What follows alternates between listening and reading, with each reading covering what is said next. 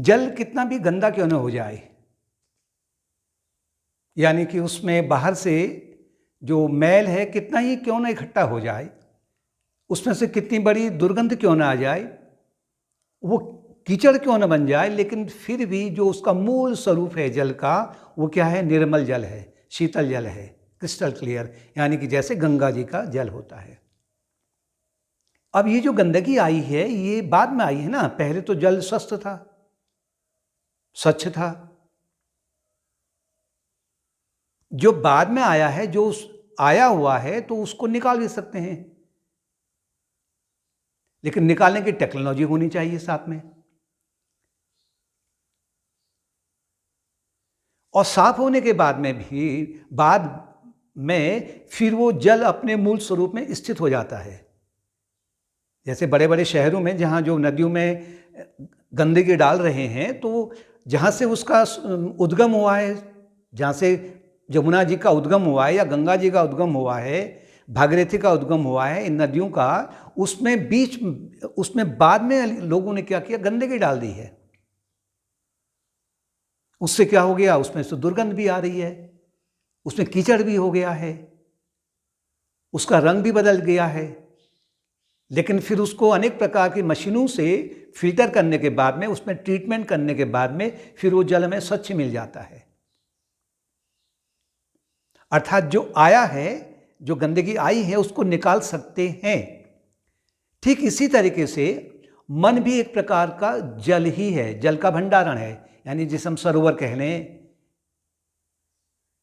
या पानी का घड़ा बोल दें। वो पहले स्वच्छ ही था, जो मन था पहले स्वच्छ था, निर्मल हृदय था।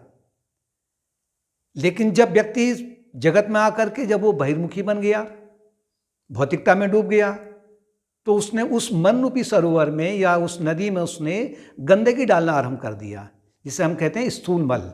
पतंजलि महाराज के अनुसार में मल, विक्षेप और आवरण, तीन चीजों ने उसमें गंदगी डाल दी है।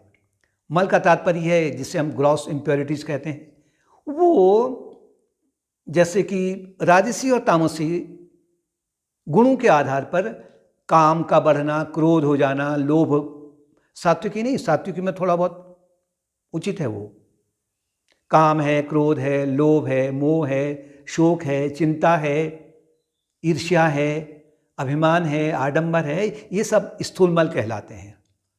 और इन्होंने ही उस मन रूपी सरोवर को क्या कर दिया है? सरोवर के जल को गंदा कर दिया है, उसमें से दुर्गंध आ रही है इन चीजों की। उसमें कीचड़ हो गया, यानी मोह का दलदल बन गया है, रंग बदल गया उसका, मन का जो स्वरूप था वो उससे भिन्न हो गया है। लेकिन साधना के माध्यम से जब व्यक्ति साधना को अपनाता है, तो धीरे धीरे फिर ये जो स्थूल मल है ये दूर होने लग जाते हैं,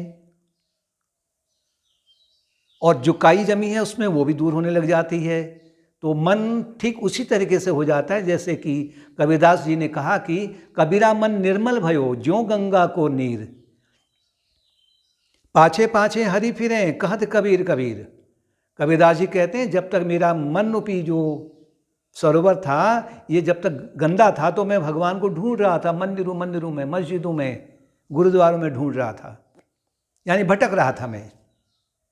लेकिन जैसे ही मैंने अपने मन को गंगा जी के समान में, कबीरा मन निर्मल भयो, कैसे? ज्यों गंगा को नीर, जैसे गंगा जी का स्वच्छ और शीतल जल है। जब ऐसी स्थिति आ गई तो पाछे पाछे हरि फिरे कहत कबीर कबीर। और फिर उसके बाद में जहाँ मैं भगवान को ढूंढ रहा था, अब भगवान मुझे कह रहे हैं कि कबीर रुक जाओ, ठहर जाओ। मेरे मन के शुद्ध होने के बाद में मैं बालक के समान में आगे बढ़ रहा हूँ, और भगवान एक माँ के समान में मुझे पकड़ने के लिए आ रहे हैं।